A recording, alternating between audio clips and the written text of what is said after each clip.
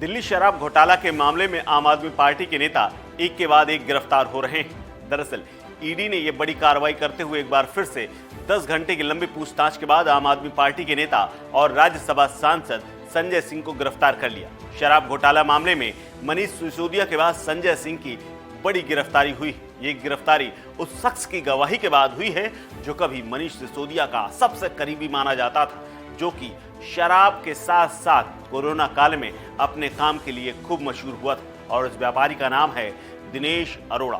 दिल्ली के कारोबारी दिनेश अरोड़ा शराब घोटाला मामले में गिरफ्तार हो चुके हैं, लेकिन उन्होंने बाद में सरकारी गवाह बनना स्वीकार कर लिया। ईडी के सामने उनके सारे राज उगल दिए, जिसके बाद ईडी ने एक्शन लेते हुए संजय सिंह के ठिकानों पर छापेमारी की, उनसे पूछताछ की। इसके बाद उन्हें गिरफ्तार कर लिया गया।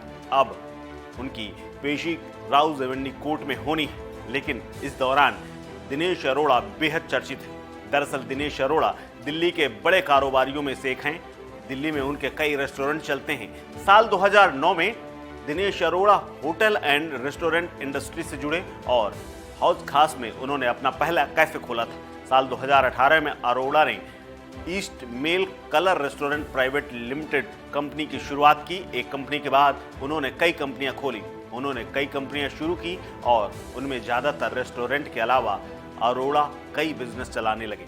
चीका दिल्ली, अनप्लग्ड कोर्टयार्ड और लार रोका एरो सिटी कंपनी के वो मैनेजिंग डायरेक्टर हैं। इसके अलावा दिनेश अरोड़ा राधा इंडस्ट्रीज के डायरेक्टर भी हैं।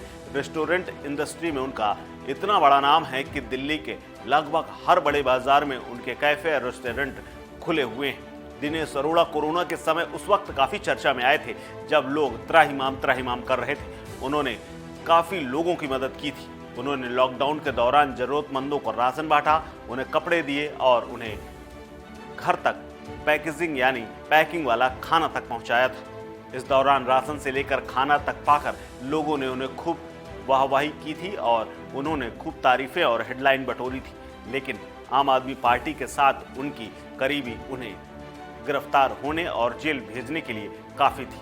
अपनी गिरफ्तारी के बाद उन्होंने 2020 में एक कबूलनामा किया था। उन्होंने कहा था कि 2020 में संजय सिंह का उनके पास फोन आया था और दिल्ली विधानसभा चुनाव को लेकर रेस्टोरेंट मालिकों से पैसा मांगने की बात हुई थी। इसके बाद उनके ही रेस्टोरेंट में एक पार्टी के दौरान उनकी मुलाकात मनीष सिसोदिया से हुई थी। संजय सिंह के कहने पर उन्होंने कई रेस्टोरेंट और बार मालिकों से बात की और करीब 82 लाख रुपए का चंदा इकट्ठा करके आम आदमी पार्टी के फंड में जमा किया था। इस दौरान ये सब मनीष सिसोदिया की जानकारी में थी। इसके बाद दिनेश अरोड़ा मनीष सिसोदिया के काफी करीबी हो गए और उनके साथ उनका उठना बैठना अच्छा हो गया।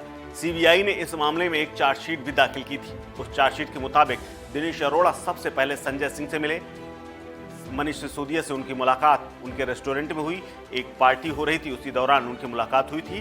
संजय सिंह के कहने पर अरोड़ा ने कई रेस्टोरेंट मालिकों से वसूली की और पार्टी फंड इकट्ठा करके उन्होंने आम आदमी पार्टी को सौंपा और ये फंड दिल्ली के चुनाव के दौरान खर्च किया गया और 32 लाख रुपए का तो चेक उन्होंने मनीष सिसोदिया को सौंपा था। ईडी ने आरोप ये भी लगाया कि इसके बदले में संजय सिंह ने दिनेश अरोड़ा को एक मामले में मदद की थी और उनका मामला सुलझाया था। दरअसल उनका मामला एक्साइज डिपार्टमेंट के पास पेंडिंग पड़ा हुआ था। चार्जशीट के मुताबिक दिनेश अरोड़ा ने बताया कि सार्थक फ्लेक्स के retail licence holder Amit Arora ने उन्हें और कंवरवीर के सार्थक फ्लेक्स के ज्वाइंट वेंचर में पार्टनर बनाने को कहा था। दरअसल अमित ने उनसे अपनी दुकान को पीतमपुरा से ओखला शिफ्ट करने में मदद मांगी थी, लेकिन ये मामला एक्साइज डिपार्टमेंट के पास पेंडिंग था।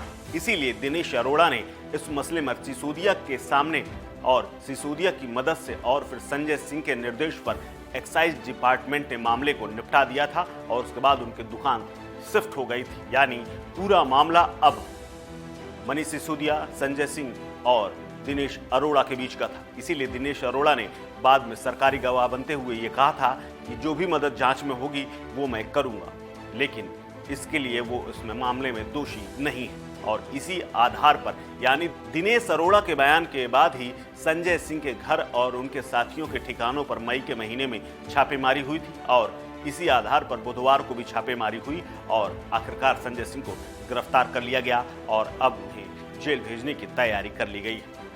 इस खबर में फिलहाल इतना ही। अपडेट्स के लिए बने रहिए वन इंडिया हिंदी के साथ।